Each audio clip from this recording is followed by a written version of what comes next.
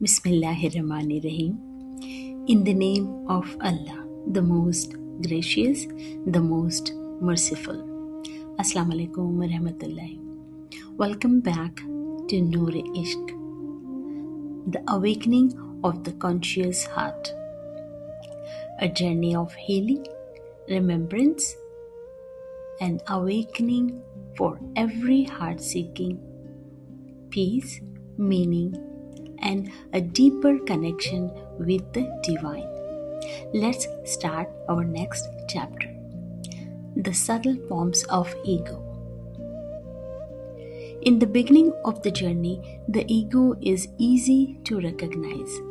It appears as anger, as jealousy, as arrogance, as open desire for praise.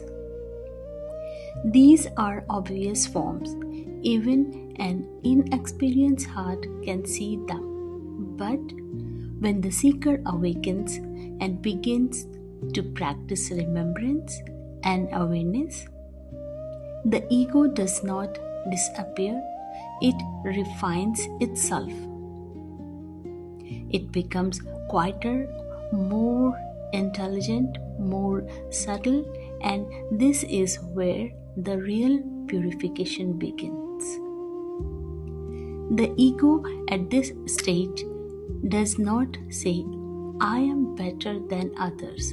It says, I am becoming better. It does not demand praise loudly. It quietly hopes to be seen as sincere. It does not openly compete. It compares silently. This is the spiritual ego. It wears the clothing of devotion.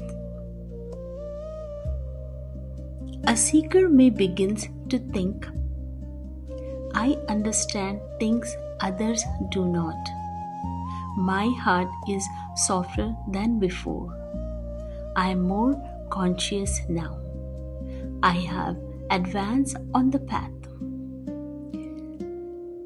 These thoughts may feel harmless, but they carry a hidden seed, the sense of self-importance.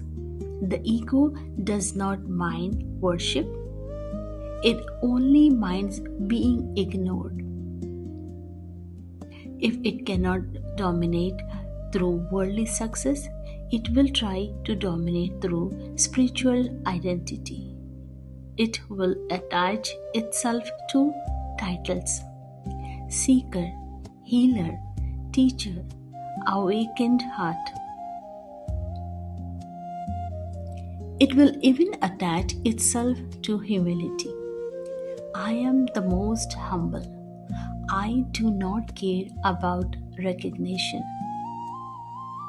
And secretly, it waits to be recognized for not caring. This is why the second stage of the journey requires deeper honesty. The conscious heart must ask, who is seeking here? Is this action truly for Allah? Or does something in me want to be seen?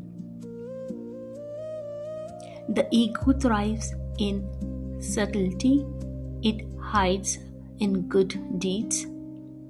It hides in knowledge. It hides in service. A person may give charity and later replay the moment in their mind, hoping others noticed. A person may speak gently and feel superior for being patient.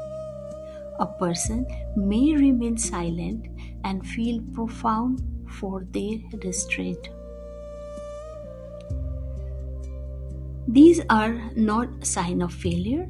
They are signs that the ego is being exposed.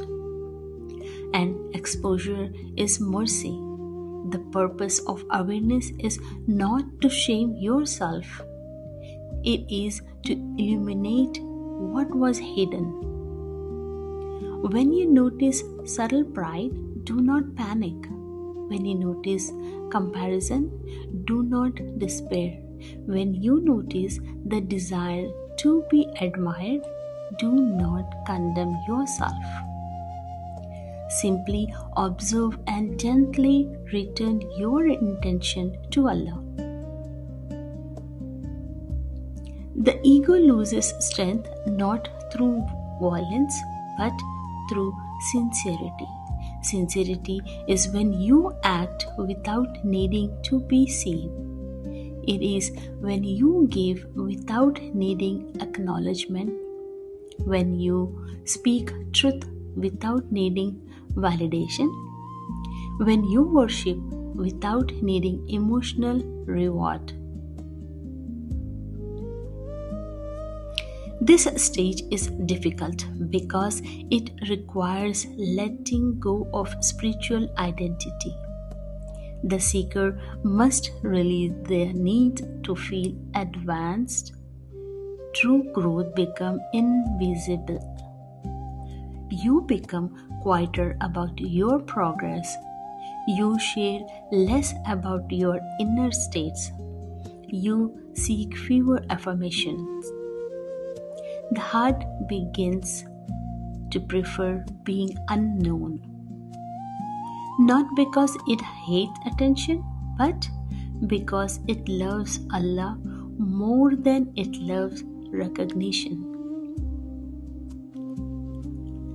There is another subtle forms of ego that appears in this stage: discouragement.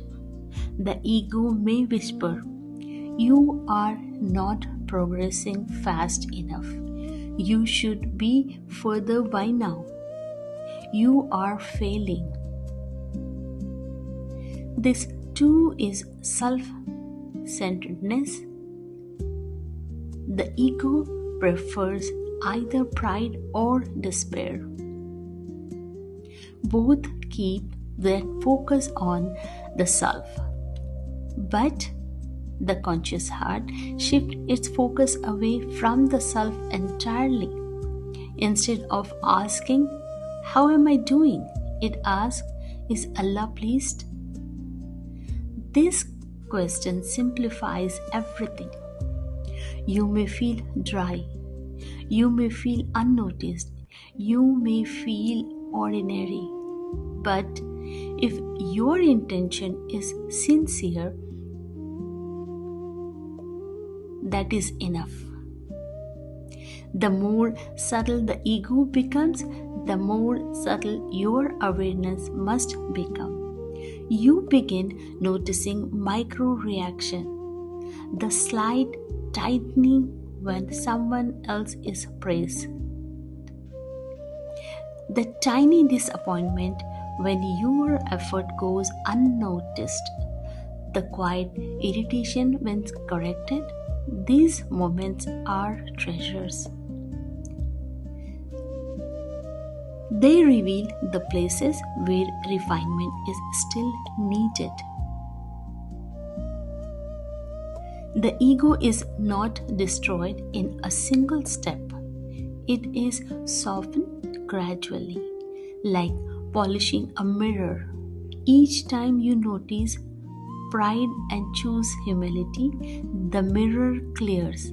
Each time you notice comparison and choose gratitude, it clears further. Each time you notice self-importance and return to sincerity, light increases.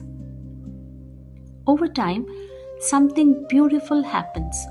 You stop being preoccupied with yourself. You become more concerned with truth than image, more concerned with service than status, more concerned with Allah than identity. This is the awakening of true humility. Not self-hatred, not insecurity, but clarity.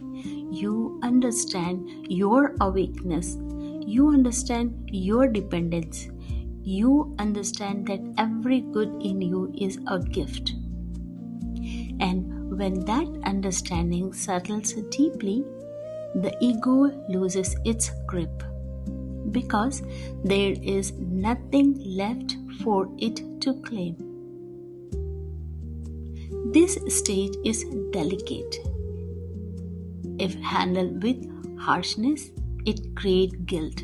If handled with softness and honesty, it creates freedom.